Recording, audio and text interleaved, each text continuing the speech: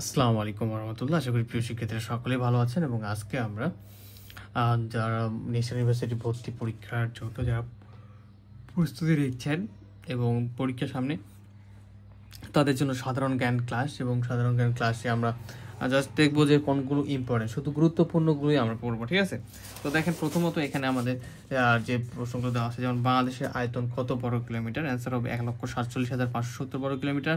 বাংলাদেশের মোট সীমানা কত বর্গ কিলোমিটার, 5,138 কিলোমিটার।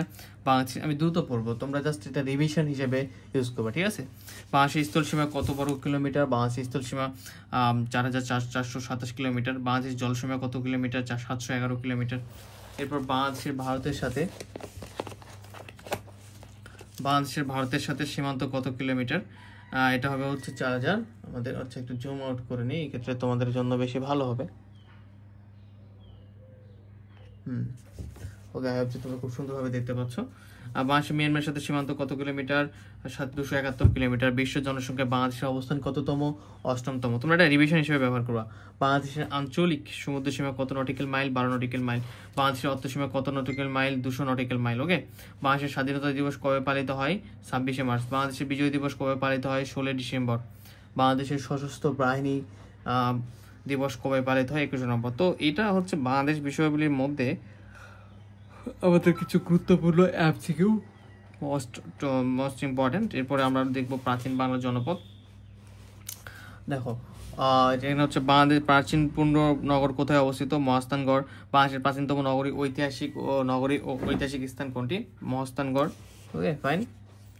এবার বাংলার প্রাচীনতম জায়গা কোনটি, পুরন্দ্র। বাংলা ভাষার জন্ম হয়েছে কোন শতকে, 8ম নবম। মহাস্থানগড় কোন নদীর তীরে অবস্থিত, করতোয়া। চর্যাপদ রচনা করা হয় কোন আমলে, পাল আমলে। সরি, এখন আমরা দেখবো আমাদের বাকি যে এক্সাম্পলগুলো এমসিগুলো রয়েছে সেগুলো।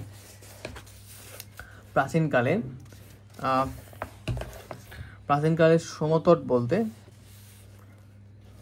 দেখতে পাচ্ছ, প্রাচীনকালের সমতট বলতে বাংলাদেশের কোন অংশকে বোঝাতো, নোয়াখালী ও কুমিল্লা। রাজশাহীর উত্তরাংশ, বগুড়ার পশ্চিমাংশ, রংপুর ও দিনাজপুর কিছু অংশ নিয়ে গঠিত কোন ভূমি, বরেন্দ্র ভূমি। রাইট।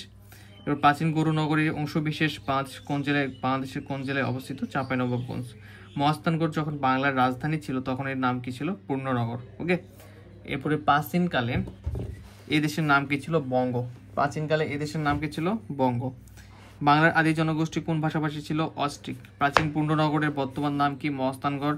বরেন্দ্র বলতে কোন এলাকাকে বোঝাতো, উত্তরবঙ্গ। ওকে, এটা মনে রাখবা, এটা বেশি গুরুত্বপূর্ণ যে বরেন্দ্র বলতে কোন এলাকাকে।